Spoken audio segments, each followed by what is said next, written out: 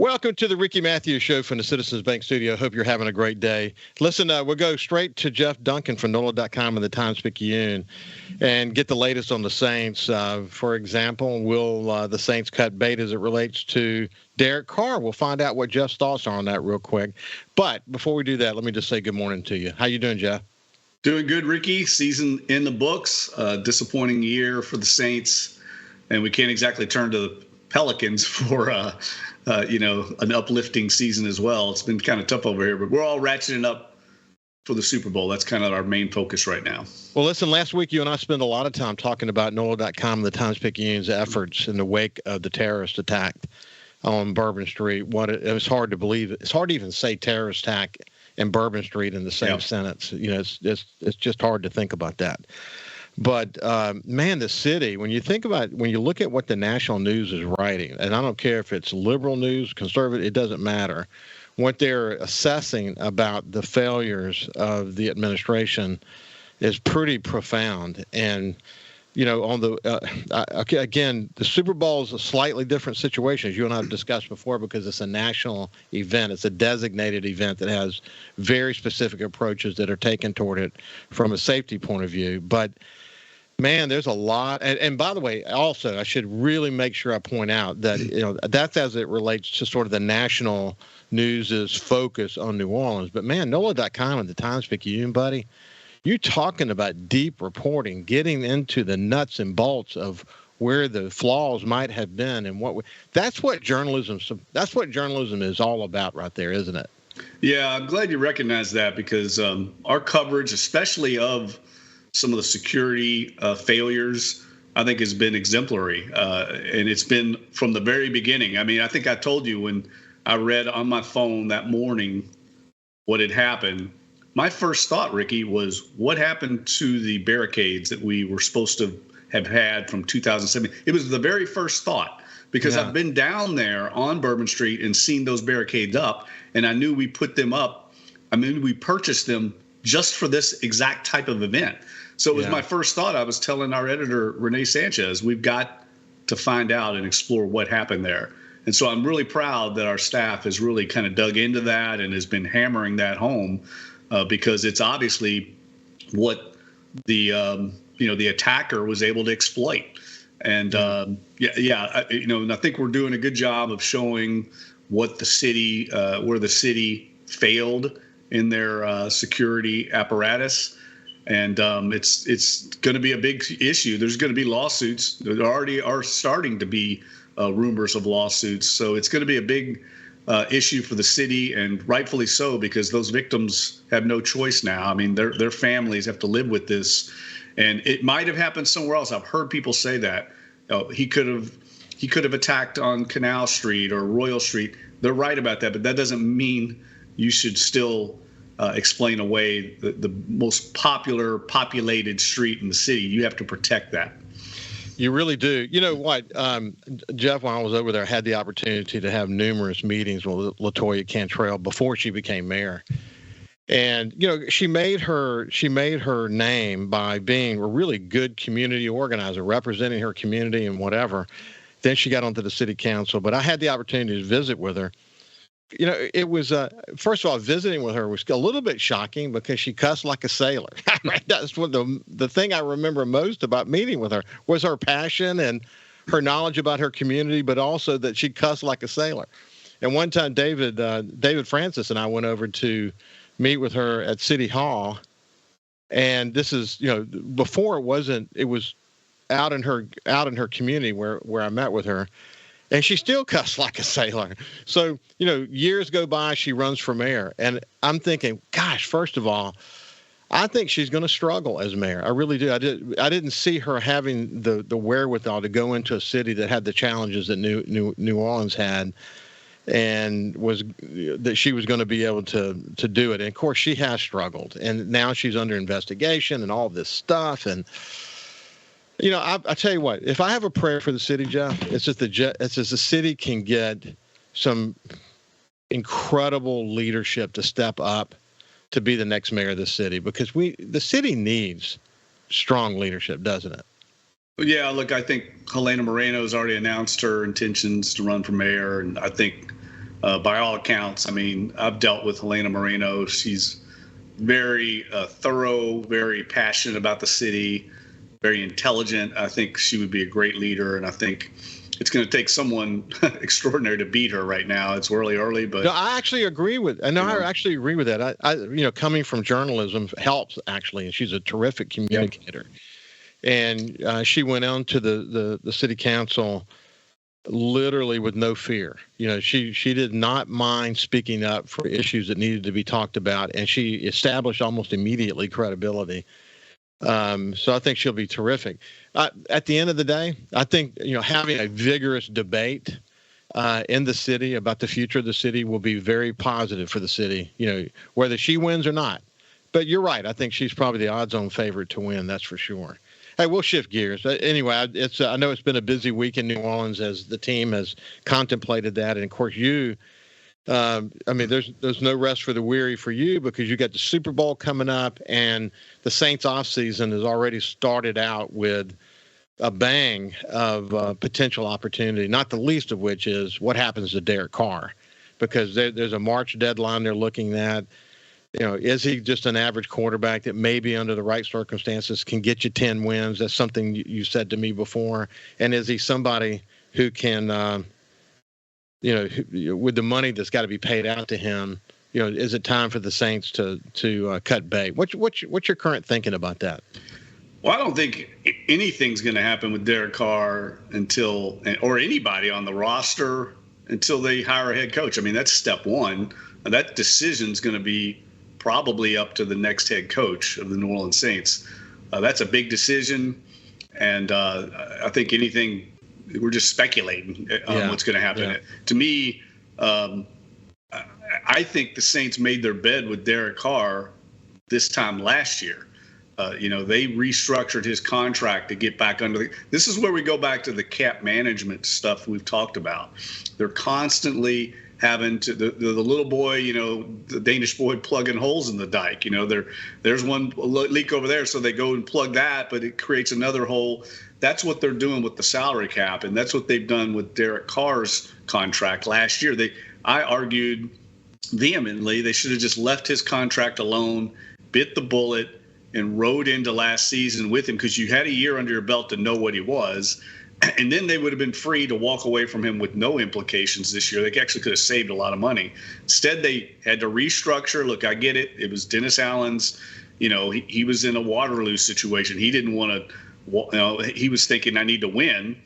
But they still would have had Derek Carr this year. So he and management decided to restructure that deal. And that basically married them to Derek Carr through this past season, and I would argue through next season as well. They could walk away from him, but it's going to be a big bite of the bullet.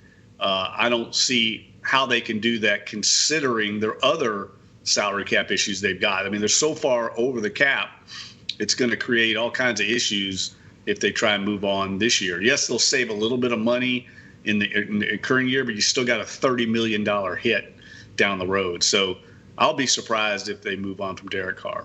Hey, listen, I read our former colleague Catherine Terrell's review of the recent interview that Dennis Allen granted, but you probably weren't surprised at all with what he had to say about his meeting with Mickey Loomis.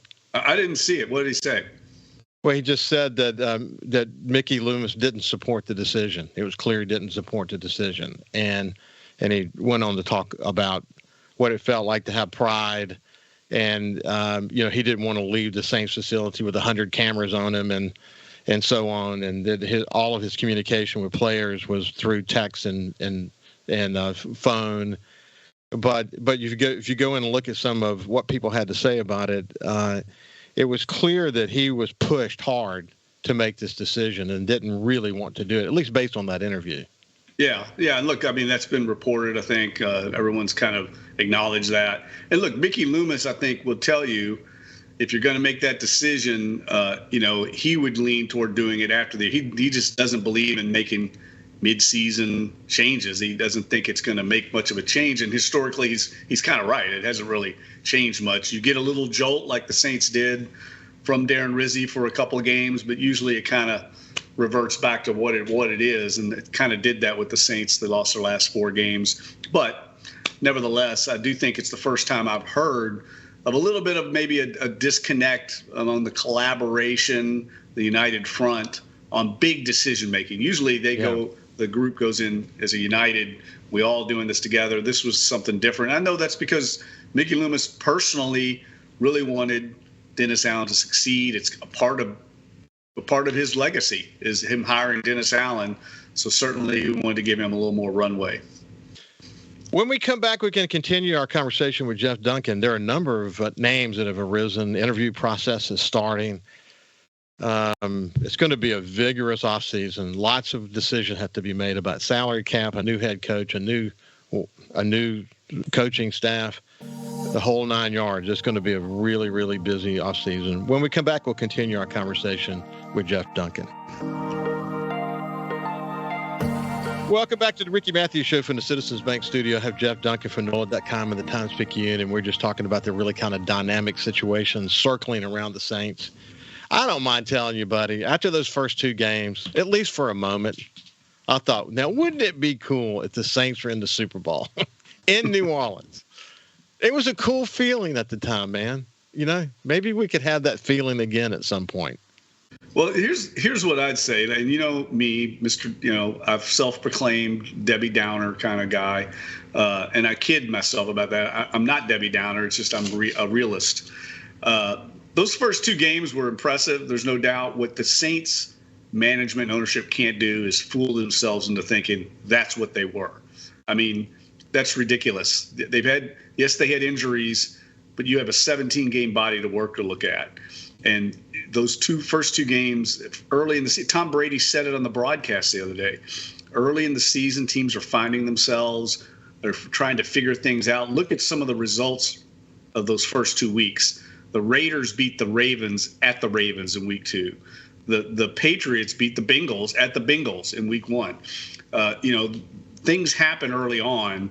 And as teams adjust and figure out their personnel and they see what the Saints were doing, they started adjusting their defense to some of the things Kubiak was doing. That's, to me, the team was much closer to the team that finished the season than the one that started.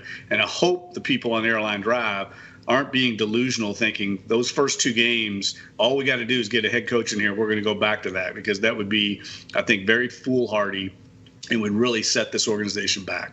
Hey, speaking of Tom Brady, just as a side note, man, his color capabilities on calling games is the best I have ever seen. I mean, he just so quickly sees things that are happening on the field and conveys it very authentically. His reaction is, oh, whoa, they shouldn't have done that. Here's why they shouldn't have done that. Or, oh, that was a really good play. He's really talented at that, isn't he? Yeah, I thought he was good on the Saints broadcast of pointing out when Spencer Rattler made some really nice throws, mainly in the first half, and then pointing out in the second half where his fundamentals got sloppy, his technique was off, he missed wide open. And that's the knock always been on Spencer Rattler. He's inconsistent and he's inaccurate. And we saw that in that game. I think there's potential there, but I would say long term, we don't know if Spencer Rattler will ever be a starting quarterback in the NFL. I think it's what I've seen from him, there's a lot of work to be done before you can hang your hat on him. Yeah, it makes you wonder, after all this time, why would there still be issues with fundamentals? And it may be that he's a player that is, for so much of his career, was reacting to the moment and just kind of using his natural talent to win games and whatever. He never really had to fall back on technique. But in the NFL, man, everything's got to be tight or you don't win. Is that basically what you're saying? Yeah, I mean, it's just, I think at this point you can improve a player, but you kind of are what you are. I mean, he's played a lot of football in his career. I mean, he was a big-time recruit out of Arizona, went to Oklahoma, a top program. South Carolina got good coaching. He's getting good coaching with the Saints. It's certainly, at some point, it is it's going to be your fatal flaw. I don't know how much he's going to correct it. I look at the same issues with Caleb Williams in Chicago. I think Chicago can probably make him a better quarterback, but it's in his DNA to be what he is at this point. Whereas you see Jaden Daniels, maybe Bo Nix, these guys are a little more polished. I think at this point, guys that have played longer, there's a reason they've succeeded as much as they have. So I just feel like, and we've talked about it before, I mean, I like Spencer Rattler. I talked to him this week for a long time. He's going to do a lot of off-season work.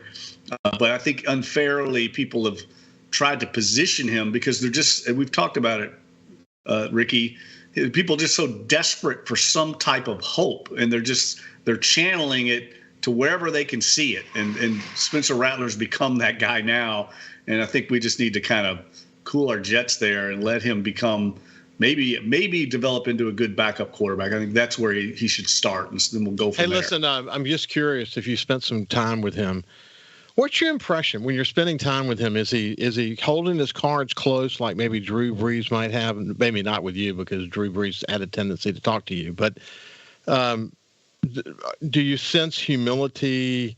Do you sense hope and a positive attitude that he has the right mental framework to be able to really change and become the kind of guy he needs to be? What's your impression of him when you're talking to him?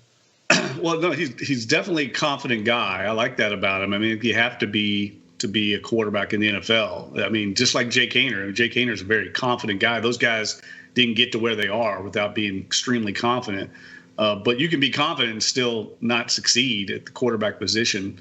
I mean, Jameis Winston's very confident, as you know, and he still struggles with the same fatal flaws. So I just think he's been thrust into a very difficult position as a fifth-round draft pick. And not only that, but kind of seen by some segments of the fan base as the savior of the franchise. And I just feel like we're getting way, way ahead of ourselves. And I think people are doing that because they're looking for hope. They want something to give them. They want some reason for them to feel good about the team because they look at the salary cap issues. They see Derek Carr. This is kind of what Derek Carr is. But Ricky, I don't understand it. They haven't won a game without Derek Carr, and the games have been ugly for the most part in every game. I don't know what some of these fans are seeing. Derek Carr clearly is by far their best option at quarterback. I definitely see that as well. So, Jeff, when you look at the list of potential candidates, it's at least early on, it does appear that the Saints are going to leave no stone unturned in finding the right guy. But at the same time, a number of these prospects are also being sought after and coveted by other teams. Yeah, well, the big name on the list is Mike Vrabel. I mean, that's the guy that if I were making that hire, I would try go all in and get. I think he's exactly the kind of coach they need. He's a strong personality. He's a proven winner. He's won in a similar market. Nashville is very similar to New Orleans. It's kind of a small market team with very similar ownership situation. So I think he would be a top candidate. And I think he's probably going to end up in New England. That's where he played. He's coached there. I think the reason New England moved off of Jared Mayo after 1 year is because they're going after Mike Vrabel. So I think it's going to be very difficult to get Mike Vrabel. The rest of the group kind of fits the MO of past Saints coaches searches, kind of rising assistant coach candidates. No one on there really blew my mind. They're all kind of the likely candidates. I would like to see them find a little more out of the box candidates out there. I've been encouraging them to look at the college ranks. But I think Mickey Loomis he's a conservative guy by nature, and I think he knows this hire is important. I don't think they want to take any risks on this hire, and that's probably smart. But I also would caution you, Ricky. I mean, there's going to be other candidates emerge once we get through the playoffs too. I mean, a lot of candidates can't interview yet because they're coaching teams in the playoffs. So we may not even know who the next head coach is. He may not be among this group because it could be somebody that's still coaching right now. So let's say the Super Bowl happens. Do you think almost immediately the Saints make a decision? I would think it would be fairly close because there's so much that has to be done as far as the staff is concerned. You've got, we talked about Derek Carr, all these big roster decisions. All that's going to happen early March at the start of the league year when free agency begins. So there's a lot of work to be done. Historically, they've taken their time and gotten through the Super Bowl and kind of make a move. But for instance, Aaron Glenn, is probably one of the top candidates on their list. I mean, he's going to be coaching the Detroit Lions probably up to the Super Bowl, in my opinion. So we'll see. If they get knocked out, it may happen sooner. But guys like that, I guess, is what I'm getting at. Yeah. I think it's interesting that Ben Johnson hasn't been linked and doesn't sound like he's going to interview with the Saints. I think that says a lot. The fact that he will interview with the Jacksonville Jaguars but not the New Orleans Saints indicates to me that, where the Saints' job ranks right now on the open market. So, Jeff, just one quick comment, and then you can weigh in. But as you and I have discussed, you've written extensively about the structure that was put in place upon Mr. Benson's death. And, of course, Miss Benson has control of everything, and you've got Dennis Lashaw, Mickey, and a few others that are part of that inner circle. She, for a long period of time, was mostly seen as someone who was just kind of a figurehead. I mean, certainly she owned it, but for sure. But a figurehead, giving to the community, being part of things, actively engaged, but not necessarily in the day-to-day efforts of the team. You're beginning to see some signs that maybe she is putting her foot down, that she is unhappy and expressing that. At least that's some of what what's coming out of there. You think she is pushing hard for change? I don't know. I haven't talked to her. I'd rather talk to her myself to find out. I certainly think she's disappointed, like anybody would in that organization, of the direction things have gone. So, I mean, it's obviously a huge crossroads offseason for the Saints. They've got to get this right. And certainly she's going to be heavily involved in this process as we go forward. Well, I look forward to staying in touch with you about all this. And until next week, listen, have a great week, my friend. Sure, buddy. I'll talk to you soon. This has been Jeff Duncan from NOLA.com and the Times Picayune. Sign up for their newsletter. I think you'll be glad you did. When we come back, JT Mitchell from SuperTalk Mississippi News is going to join us. We'll see you after this.